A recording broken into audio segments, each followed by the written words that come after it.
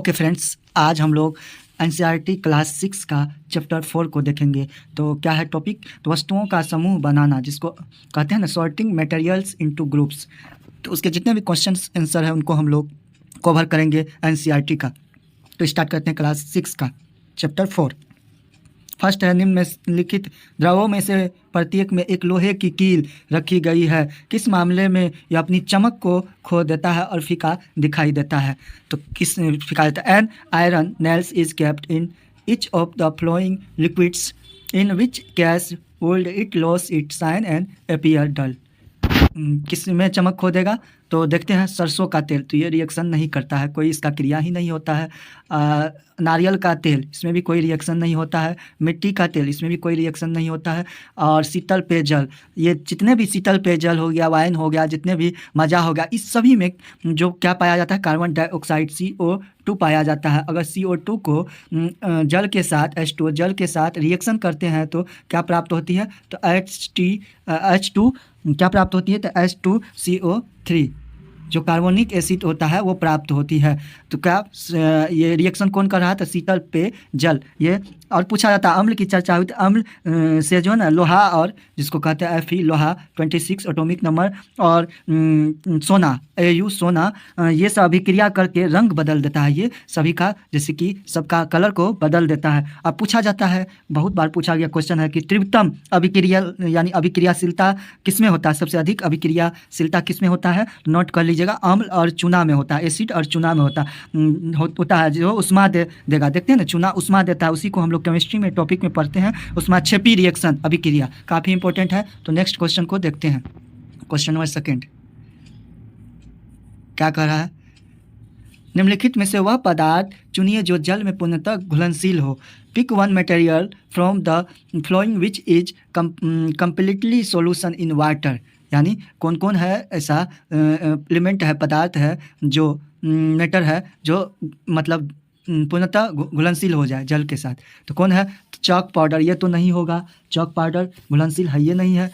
चाय की पत्तियाँ, ये भी नहीं है, चाय की पत्तियाँ जब हम चाय में डालते हैं तो वो छना जाता है। और शर्करा, जिसको कहते हैं ग्लूकोज, या नमक भी आ जाता है, ये दोनों जल में घुलनशील है। इस तरह से ऑप्शन C होगा। लकड़ी का बुरादा, ये तो होगा ही नहीं, लकड़ी का बुरादा कभी भी नहीं होता है, ये सड़ने वाला होता है, सड़ जाता है जल में। तो इस तरह से नेक्स्ट क्वेश्चन को देखेंगे। क्वेश्चन नंबर 3, आपको निम्नलिखित पदार्थ प्रदान किया जाता है।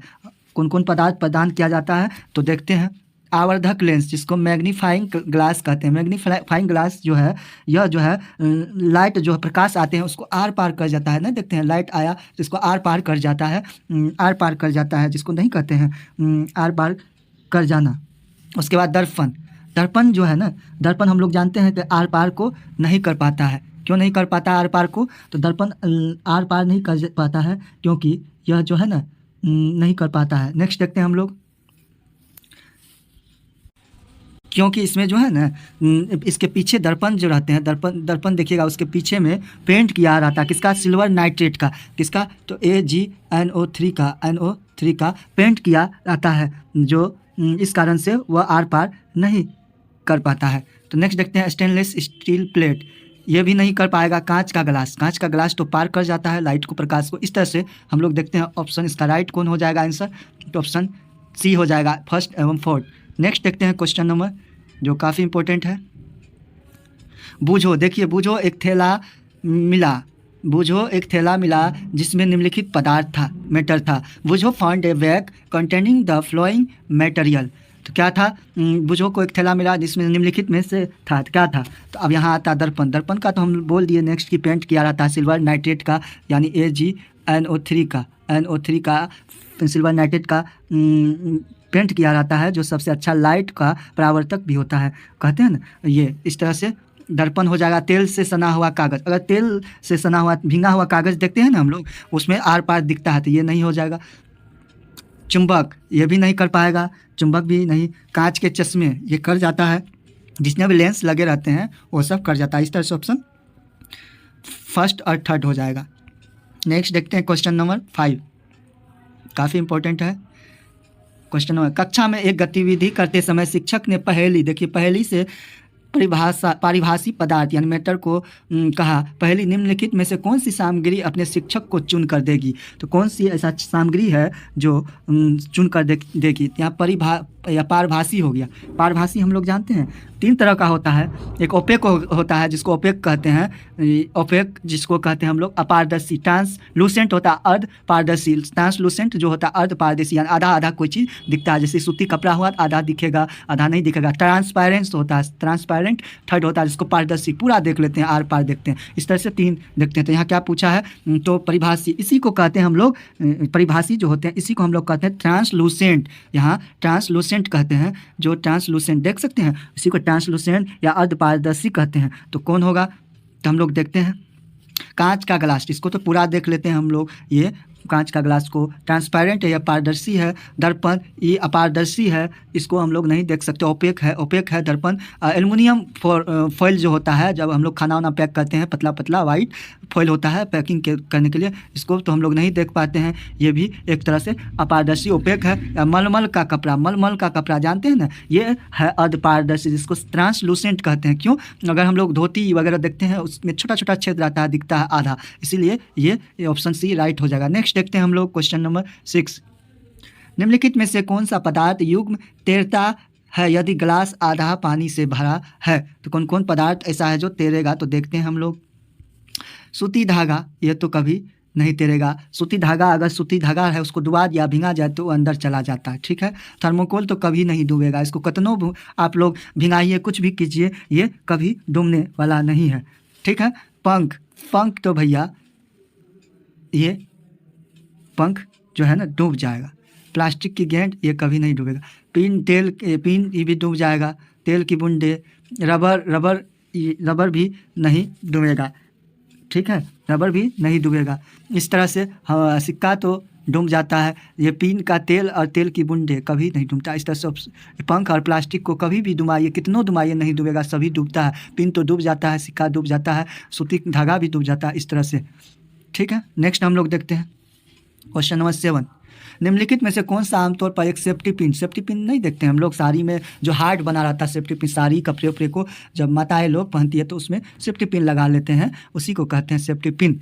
सेफ्टी पिन बना, सेफ्टी पिन क्या चीज़ से बनेगा, तो हम लोग लकड़ी और कांच। लकड़ी से तो कभी नहीं बनता है, लकड़ी से कभी नहीं बनेगा, कांच से भी नहीं बनेगा, टूट जाता। प्लास्टिक से बनता है लेकिन कांच से कभी नहीं बनेगा, ये भी टूट जाएगा। चमड़ा से तो कहीं नहीं बनेगा, प्लास्टिक से भी बनेगा तो वो भी चमड़ा से नहीं बनेगा। स्टील और प्लास्टिक दोनों से बनेगा। इस तरह से राइट ऑप्शन सी हो जाएगा, ठीक है। नेक्स्ट देखते हैं हम लोग क्वेश्चन नंबर 8। निम्नलिखित में से कौन सा पदार्थ चमकदार नहीं होते हैं। Which of the flowing materials is not lustrous नहीं है, चमकदार नहीं होते हैं। चमकदार तो कौन नहीं होते हैं, देखेंगे सोना गोल्ड। अरे सोना गोल्ड जो है चमकदार होते हैं। सबसे अघातवर्त तन्यता इसी में पाया जाता है, सोना में, ठीक है, सोना में। उसके बाद चांदी, अरे चांदी तो हम लोग जानते हैं सबसे ज़्यादा चालक का काम करता है, चांदी ही चालक का काम करता है। डायमंड सबसे कठोर तत्व है, सबसे कठोर यानी सबसे अधिक कठोर तत्व क्या है, तो डायमंड है। आप पूछता है सबसे अधिक कठोर धातु, बहुत बार पूछा गया है धातु के बारे में, सबसे अधिक कठोर धातु कौन सा है, तो कौन सा है, तो प्लेटिनम है। प्लेटिनम आप लोग प्लेटिनम याद रखिएगा, काफ़ी इंपॉर्टेंट है। प्लेटिनम है सबसे अधिक कठोर धातु, तो ठीक है। इस तरह से लकड़ी हो जाएगा, लकड़ी कभी भी चमकदार नहीं होती है। नेक्स्ट देखते हैं हम लोग क्वेश्चन नंबर 9।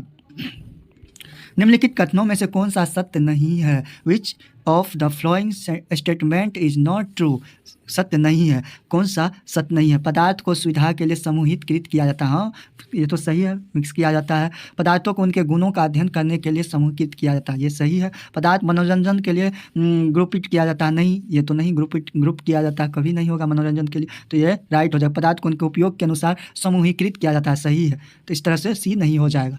नेक्स्ट देखते हैं हम लोग क्वेश्चन नंबर 10 जो काफ़ी इंपॉर्टेंट है।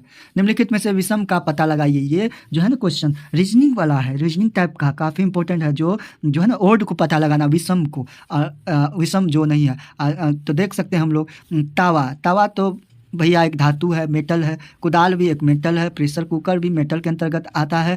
और इरेजर तो भैया रबर रहता है, एक रबर मिटोना जिसको ना रबर का बना रहता है, जिसको मिटोना बच्चे लोग यूज में करते हैं। इस तरह से डी जो है ओड है। नेक्स्ट देखते हैं question number 11 and last. NCERT class 6 का। देखते हैं, कार का फ्रंट ग्लास यानी ग्लास जो होता है विंड स्क्रीन बनाने के लिए निम्न में से किस प्रकार के मेटल का प्रयोग किया जाता है, पदार्थ का। Which type of the flowing materials is use for making the front glass, जैसे windscreen of a car के।